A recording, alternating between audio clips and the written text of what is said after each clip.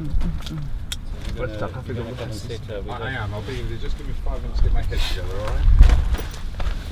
هذوكم الهوياتية. Thank you for hosting us. Thank you. Okay, Mahmoud, how would you Okay. see? We can use it. This light too. We know that the light is very important. In England, a year ago, Daniel and I think we really had not heard this song. Sahrawi. Sawari. We had not heard of it. Yeah. Sawari. You mean Sahrawi? Sahrawi. That's good. That's, Yeah. Well, my name is Mahmoud Maddal. I'm from Layun, the capital of Western Sahara. My friends and my family call me Mansour. I'm Nushata Foundation for Human Rights member. Actually, it's a group of media activists and human rights defenders based in occupied Layun.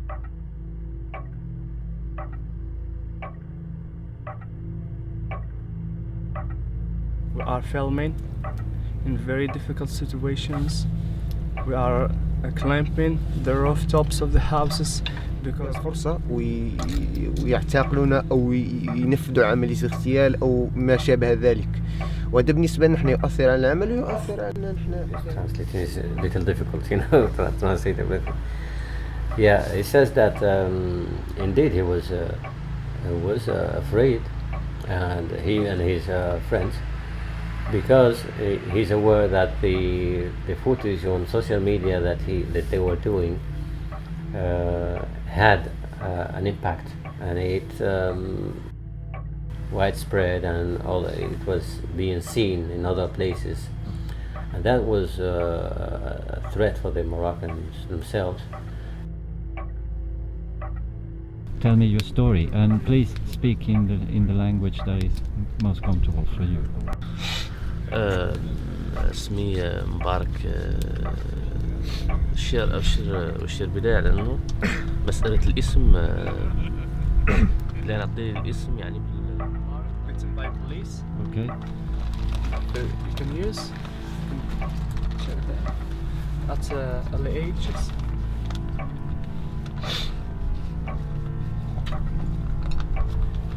So yeah. You can move them. It's fine. Yeah, hold it there. It's fine. And can you tell Barak to briefly explain? They took off all his clothes, and they started beating him, and putting cigarettes in his hands, and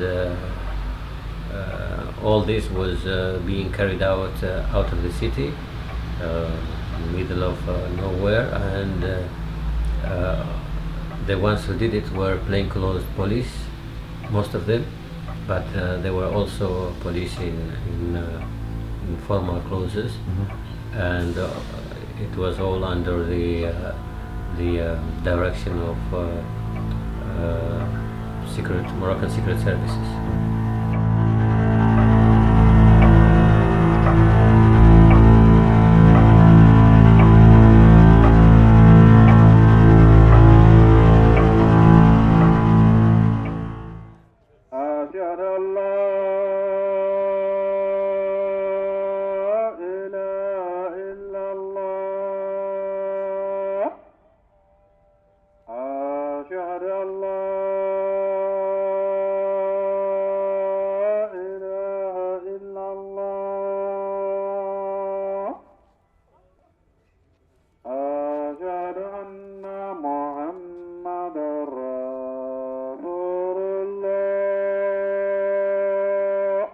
That was a stupid move, really, because you have this closed campsite, and the owner of the campsite, the Moroccan flag outside.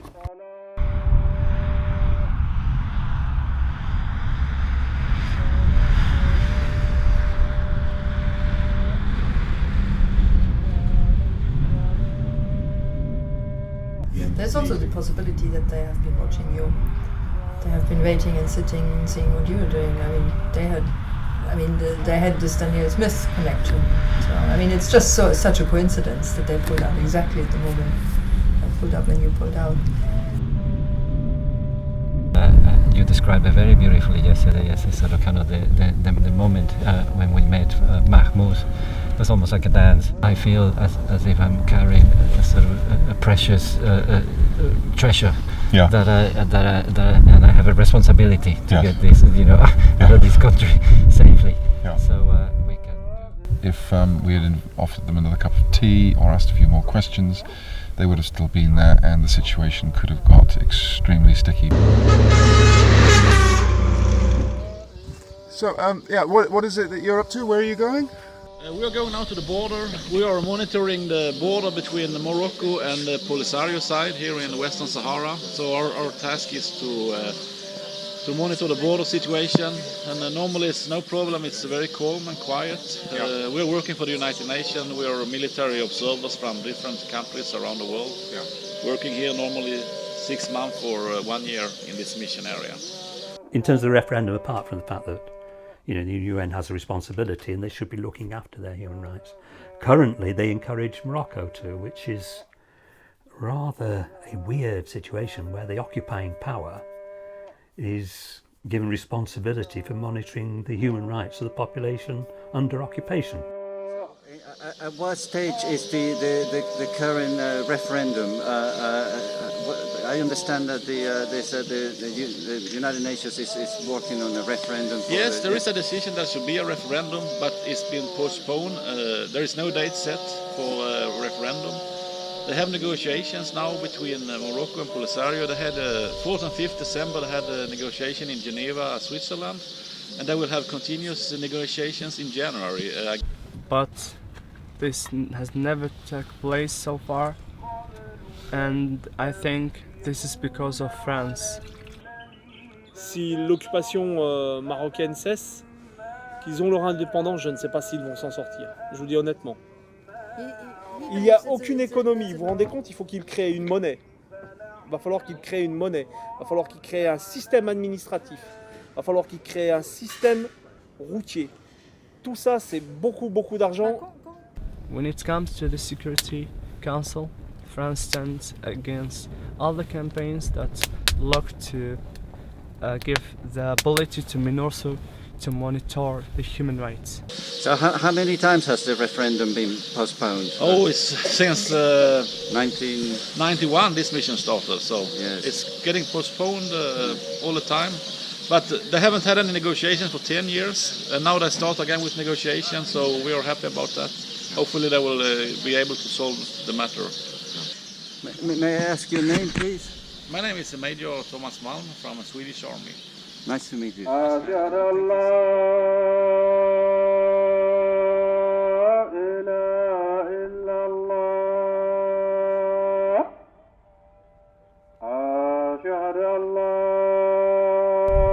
of wars, but it doesn't work. We say in the end we have to trust the United Nations and to give it the ability to implement and to give the chance to the Sahrawis to decide what they want. I think most of Sahrawis say that we have to return to war again, because why? The United Nations is only reacting to those who are wrapped in violence.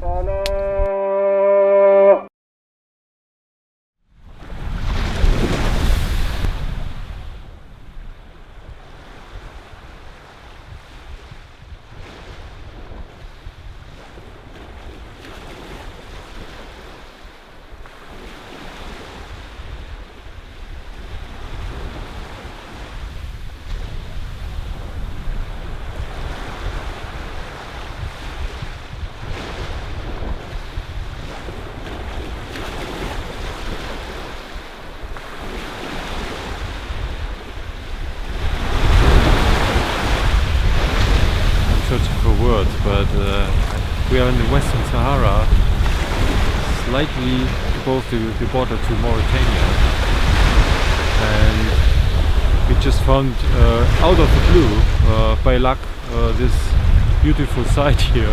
And look at that, there's no one here, and it's so beautiful, isn't it? Amazing. And I'm also a bit relieved, I should say, that we don't have any trouble.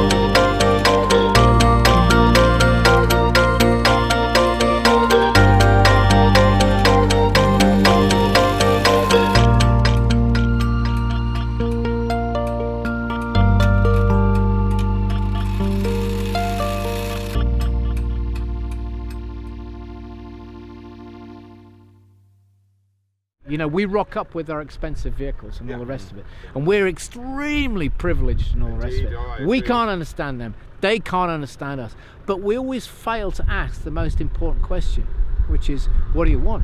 How can we help?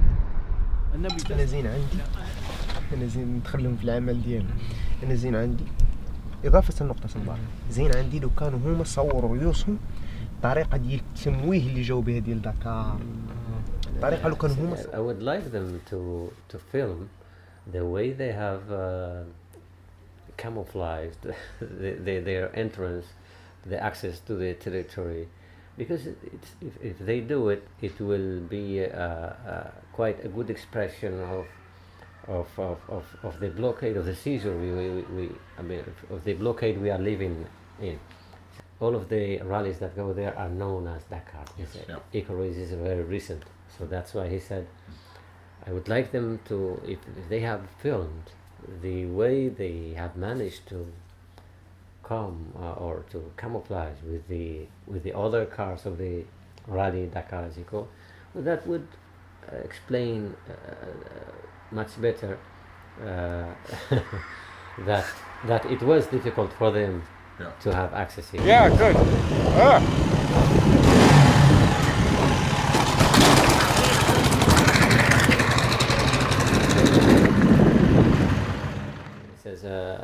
At the beginning he says, and ask them to forgive me for for intervening in their work, but this is just I would like them to do this. There's a lot of them going on, and you can call it what you like as long as you don't call it Paris Dakar, you know. But and people should be aware of why the Paris Dakar stopped and the problems that it caused, you know. So people should be aware of that.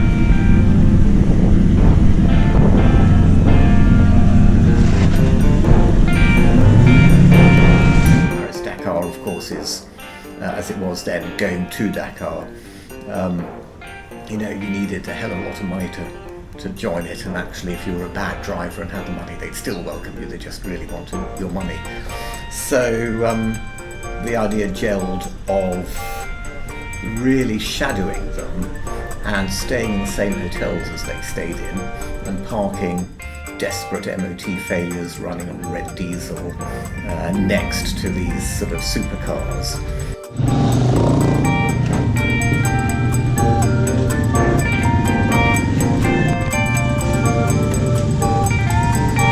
It's like it's just rich kids with expensive toys, you know, creating a lot of trouble for locals and polluting and giving nothing back, you know, giving nothing back at all. There's a new one running called the Eco Race. I don't really know much about it, but I'm assuming that it's just a little bit more ecologically friendly, environmentally friendly, and people friendly. And yeah, I'm just hoping that it's more of that.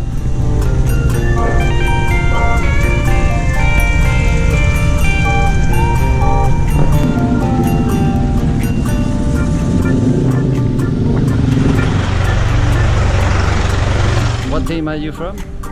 We are from Norway. Norway. Yeah. What kind of vehicle are you supporting? We are the 3 bikes. How are the machines behaving? All good? Oh, it's really good. Really good. It's new bikes. Yeah. How much would one of those bikes cost in euros? In euros, 30,000 euros. 30,000 euros Yeah. for one of those bikes. Wow, that's extraordinary. This one was £700. Yeah, that's good.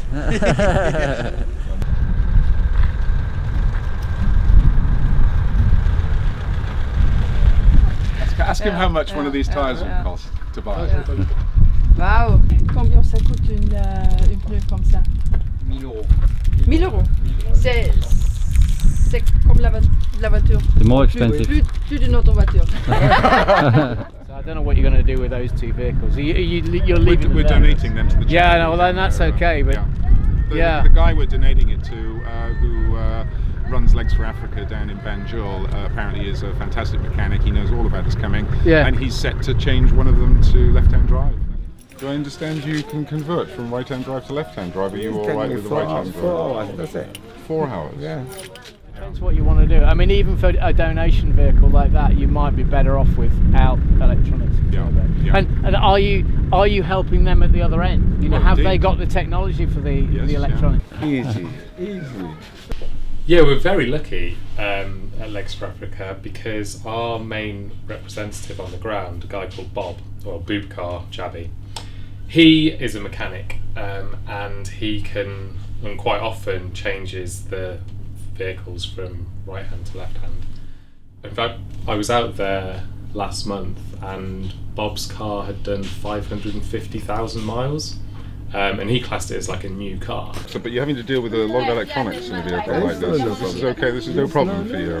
Well, I want mechanics in England to see this because they always talk about they can't do things, or it's too expensive, or it takes too long. And we've had so much of this. Yeah, because for them, the work, instead of they do simple things, they take it as heavy things. I know that a van would be much better for him. Especially for ferrying the Legs for Africa.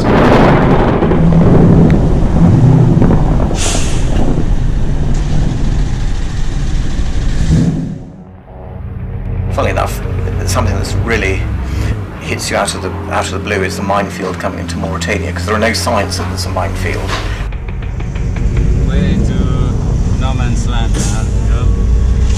If you want to go for a pee stop, just pee on the road. You don't walk off into the bushes and pee, even if there are people around you, you just pee at the side of the road.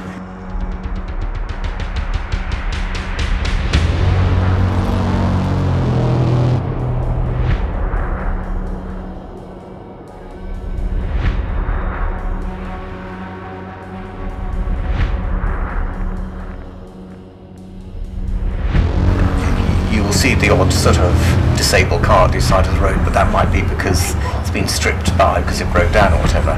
But actually there is a minefield. Yeah, but this is extraordinary.